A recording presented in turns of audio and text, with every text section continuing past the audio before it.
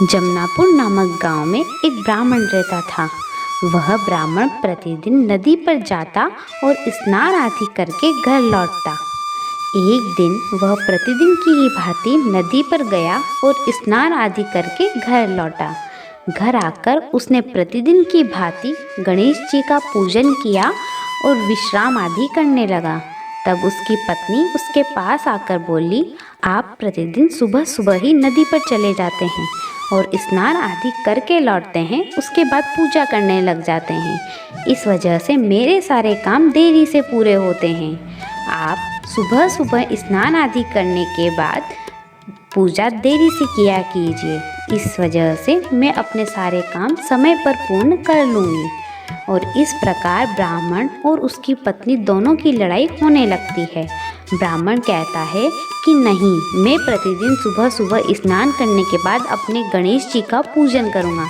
लेकिन उसकी पत्नी उसे यह करने के लिए मना करती है।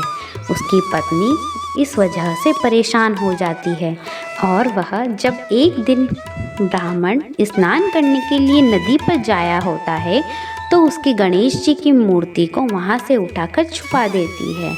जब ब्राह्मण वापस आकर अपनी पत्नी से पूछता है कि मेरी मूर्ति कहाँ गई, तो वह कहती है, मुझे तो कुछ नहीं पता, कोई चोरी करके ले गया होगा। वैसे भी उस मूर्ति में ऐसा था ही क्या। इस प्रकार ब्राह्मण परेशान हो जाता है और वह चुपचाप एक तरफ बैठ जाता है। कुछ समय बाद उसकी पत्नी घर के सारे काम को खत्म करके ब्राह्मण से खाना खाने के लिए कहती है। तब ब्राह्मण कहता है, नहीं, मैंने आज मेरे गणेश जी का पूजन नहीं किया है तो मैं खाना भी नहीं खाऊंगा। तब उसकी पत्नी उससे बहुत विनती करती है कि नहीं, आप खाना खा लीजिए, गणेश जी का पूजन कल कर लीजिएगा।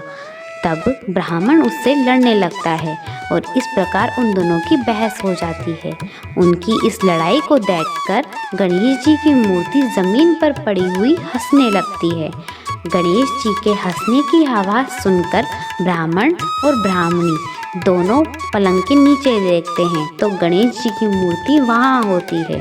ब्राह्मण अपनी पत्नी को अपशब्द कहता है और उसके बाद गणेश जी की मूर्ति को बाहर निकालकर उसका पूजन आदि करने लगता है।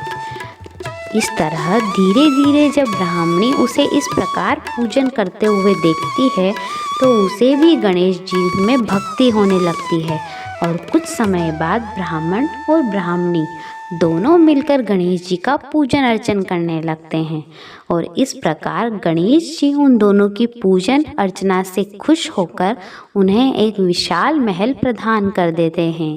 इस प्रकार वे दोनों अपने महल में हंसी खुशी निवास करते हैं।